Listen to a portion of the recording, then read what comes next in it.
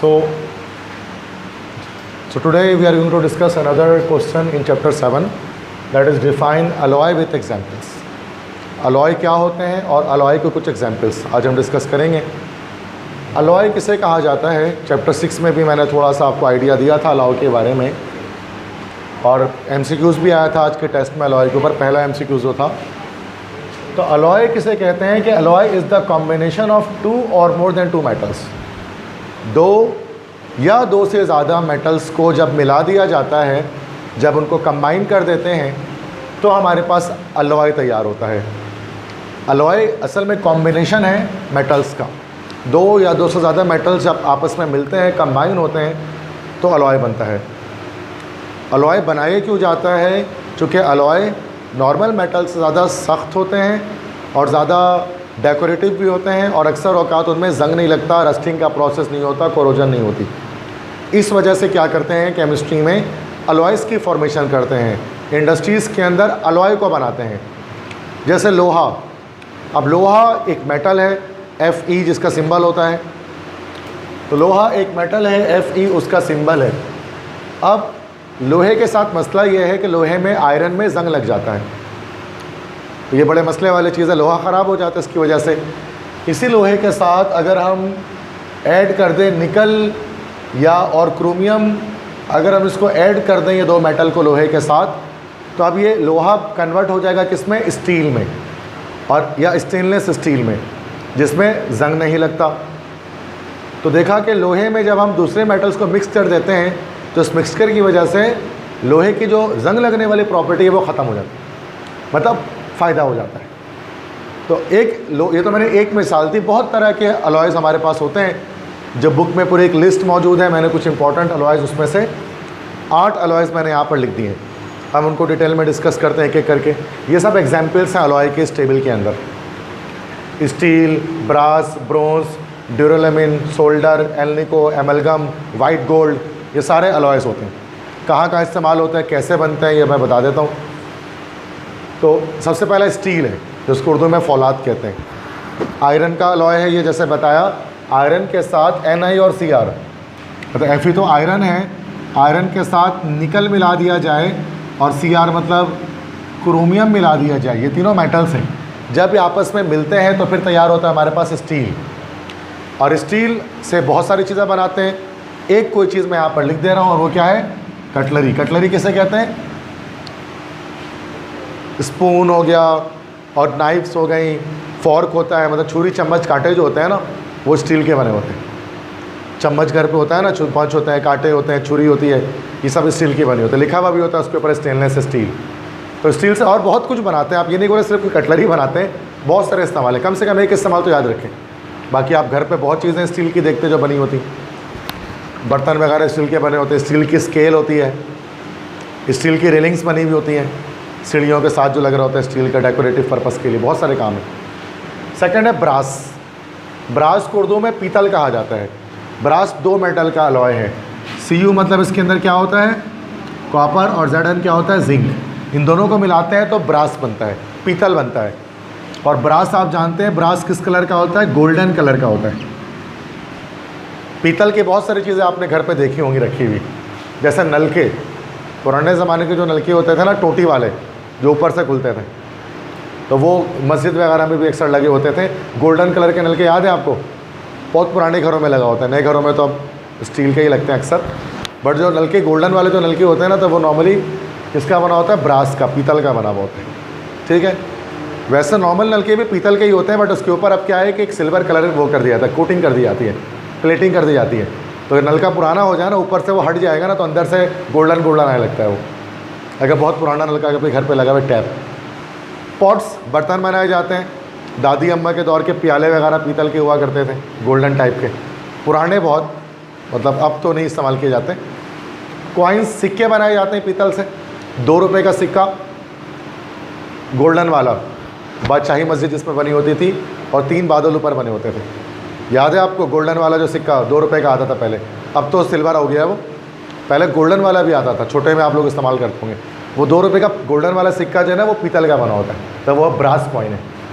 तो पाकिस्तान के अंदर वही सिक्का पीतल का बना हुआ आया था, गोल्डन वाला। समझ आ गई बात?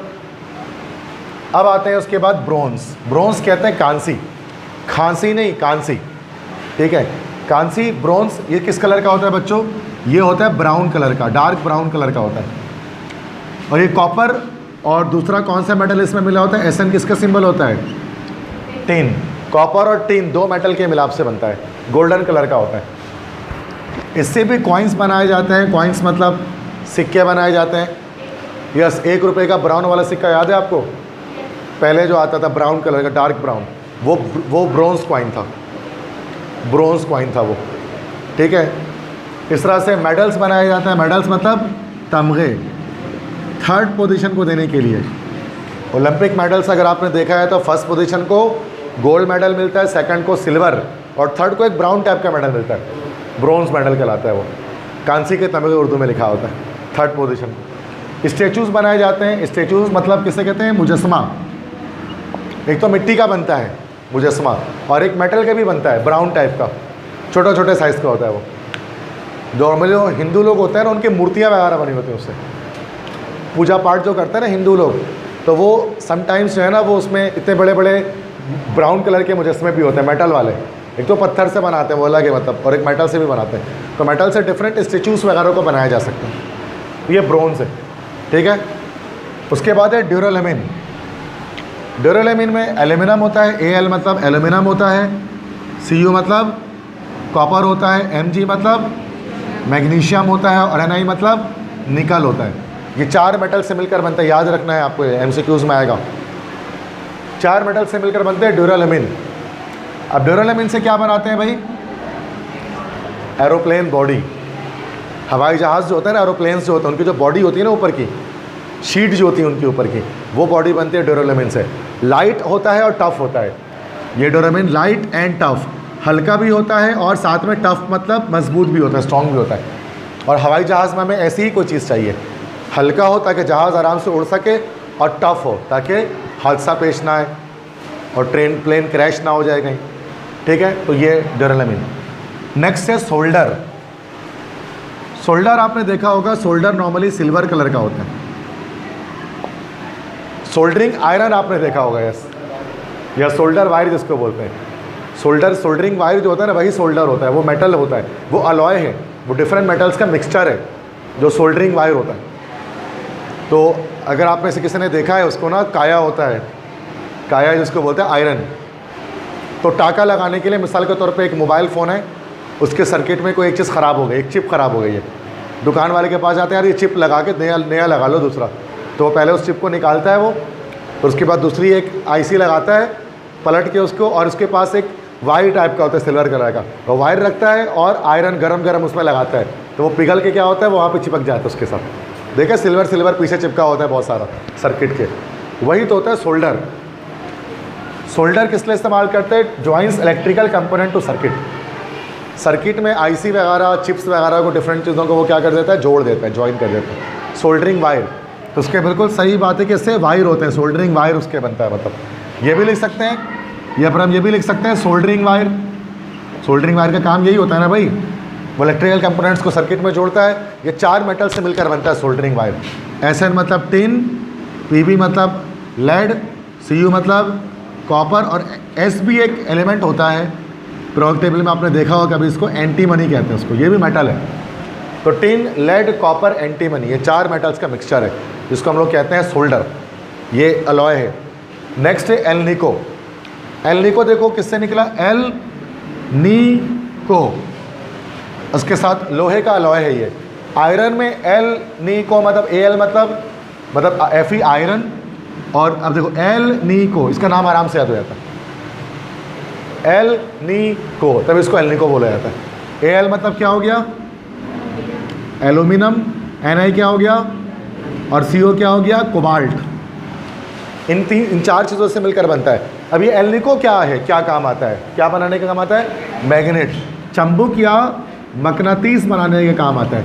कभी देखा है उसमें लाउड स्पीकर्स वगैरह में, स्पीकर के अंदर मैग्नेट लगा होता है। तो मैग्नेट एक मेटल नहीं है बल्कि कॉम्बिनेशन ऑफ मेटल है। मैग्नेट कैसे बनता है, इन 4 मेटल को मिक्स करते हैं तो मैग्नेट बन जाता है, चंबुक बन जाता है। नॉर्मली फिर उसको हेडफोन्स में, हैंड्स फ्री में, स्पीकर्स में, ये सब में लगा रहे होते हैं मैग्नेट। अच्छा, इसके बाद है एमलगम। एमलगम किसे कहा जाता है?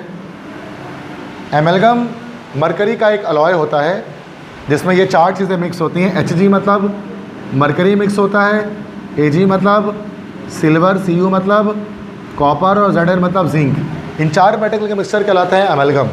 एमलगम किस लिए इस्तेमाल करते हैं? डेंटल फिलिंग के लिए, दांतों में फिलिंग के लिए। डेंटल फिलिंग अगर आपको पता है क्या होता है, तो जो जैसे ये गम्स हैं, मसूड़े जिसको कहते हैं, और गम्स के साथ जो है वो टीथ अटैच होता है। इसके साथ जो है वो क्या होती है, टीथ अटैच होती है बहुत सारी। और इसके अंदर क्या होता है कि एक नर्व गया होता है इसके अंदर, रूट कैनाल जिसको कहते हैं। अब ये नर्व्स हैं, ये नर्व्स होते हैं, ये सेंसरी नर्व्स। तो होता है कि कभी कभार अगर आप दांतों को ब्रश ना करें तो यहाँ पर एक सुराख हो जाता है, ब्लैक कलर का स्पॉट सा हो जाता है और एक सुराख जैसा हो जाता है दांत के अंदर। अब उस सुराख में क्या होता है, जरासीम वगैरह अंदर जाने लगते हैं। तो जब आप डॉक्टर के पास जाते हैं, उसको दिखाते हैं कि भाई यहाँ पर मेरे दांत में छोटा सा सुराख हो गया है, इसको हम लोग, इस सुराख को डॉक्टर क्या बोलते हैं, डेंटिस्ट, कैविटी बन जाती है। देखा होगा ना, एक कैविटी बन जाती है। अब डॉक्टर बोलते हैं भाई इसको भरवा लो, नहीं तो मसला हो जाएगा आगे, तो फिलिंग करवा लो। मतलब तो फिलिंग में क्या होता है, एमलगम लेकर दांतों में फिल कर देते हैं यहाँ से, तो ये कैविटी बंद हो जाती है, जम्स अंदर फिर और ग्रो नहीं करते। मतलब साफ़ करके अंदर से फिल कर देता है उसको, ताकि अंदर और जम्स ना जा सके। लेकिन अगर आप उसको ऐसे ही छोड़ दो ना, तो क्या होता है, जम्स आगे जाते जाते नर्व्स में आ जाते हैं, और जैसे ही नर्व्स पे जाके जम्स अटैक करते हैं तो क्या होता है आपको, टूथ एक, दांतों का दर्द। फिर दांत में दर्द शुरू हो जाता है, फिर दांतों में दर्द शुरू हो जाता है, फिर अब आप फिलिंग करा के फ़ायदा नहीं है। फिर आप कैविटी बंद भी कर दोगे ना तो दर्द रहेगा। फिर उसके लिए RCT करना पड़ता है, सुना होगा, root canal therapy.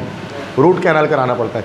Root canal में यहाँ पे ड्रिल करके ना ये नर्व्स को ख़त्म कर देते हैं ताकि दर्द ना हो दोबारा। वो तो बहुत लंबा प्रोसेस होता है और काफ़ी दर्दनाक प्रोसेस भी होता है, पेनफुल प्रोसेस होता है रूट कैनाल का।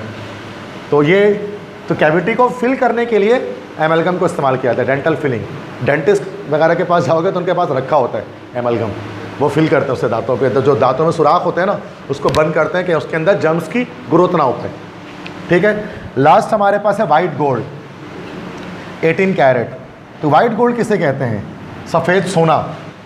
वाइट गोल्ड में गोल्ड के साथ Pb मतलब लेड, Ag मतलब सिल्वर और Cu मतलब कॉपर, ये सारे आपस में मिक्स होता है वाइट गोल्ड के अंदर। देखो गोल्ड जो है ना, जो प्योर गोल्ड होता है 100% प्योर, वो गोल्डन कलर का होता है, और उसको कैरेट में उसकी प्योरिटी को देखता है। सुना होगा आपने 24 कैरेट, बहुत से लोग उसको ग्रेड बोलते हैं, 24 ग्रेड। ये 24 कैरेट होता है। 24 कैरेट का जो गोल्ड होता है वो प्योरेस्ट गोल्ड होता है, लेकिन नॉर्मली इसको इस्तेमाल नहीं करते हैं क्योंकि 24 कैरेट का गोल्ड बहुत सॉफ्ट होता है, इतना सॉफ्ट होता है हाथ से ही मुड़ जाएगा। तो उसमें थोड़ी सी इम्प्योरिटी डालते हैं और इसको कर देते हैं कितने, 22 कैरेट का। ये भी गोल्डन कलर का होता है, 22 कैरेट का। इसमें थोड़ी सी इम्प्योरिटी डाल के उसको हार्ड कर देते हैं। नॉर्मली लोग 22 कैरेट का गोल्ड खरीदते हैं। अगर 22 से कम करना है तो 20 कैरेट का भी गोल्ड आता है, 20 से कम करना है तो 18 कैरेट का भी गोल्ड आता है। 18 कैरेट का सबसे सस्ता होता है, ठीक है, इसमें इम्प्योरिटी बहुत सारी ऐड हुई होती है। गोल्ड से जितना गोल्ड के मुकाबले में इम्प्योरिटी काफ़ी ज़्यादा होती है, तो 18 कैरेट वो कहलाता है। तो जो वाइट गोल्ड होता है ना, वो 18 कैरेट है, मतलब बहुत अच्छा नहीं है, बहुत इम्प्योर होता है वाइट गोल्ड। तो लोगों को लगता है ना कि वाइट गोल्ड गोल्डन वाले से ज़्यादा महंगा, नहीं। जो 24 कैरेट होता है ना गोल्डन वाला, वो ज़्यादा महंगा होता है। वाइट गोल्ड सस्ता आता है हमेशा। वाइट इज़ चीपर बिकॉज ये इसमें इम्प्योरिटी बहुत होती है। देखो ना, गोल्ड के साथ लेड, सिल्वर, कॉपर सब मिला रहे हैं, तब जाकर ये बन जाए। प्योर गोल्ड थोड़ी ना ये, इसको ज्वेलरी बनाने में इस्तेमाल करते हैं। अच्छा, हमारे यहाँ पाकिस्तान में वाइट गोल्ड का बहुत इस्तेमाल नहीं है। पाकिस्तान और नॉर्मली लोग गोल्डन कलर का जो गोल्ड होता है वही इस्तेमाल करते हैं, येलो गोल्ड जिसको हम कहते हैं, येलो गोल्ड इस्तेमाल करते हैं। लेकिन अगर आप वेस्टर्न कंट्री में जाओगे ना, अमेरिका, यूरोप, वहाँ की जो ख़वातीन होती हैं वो वाइट गोल्ड इस्तेमाल करती हैं, वो वाइट गोल्ड इस्तेमाल करती हैं। रीज़न क्या होती है, वजह क्या होती है?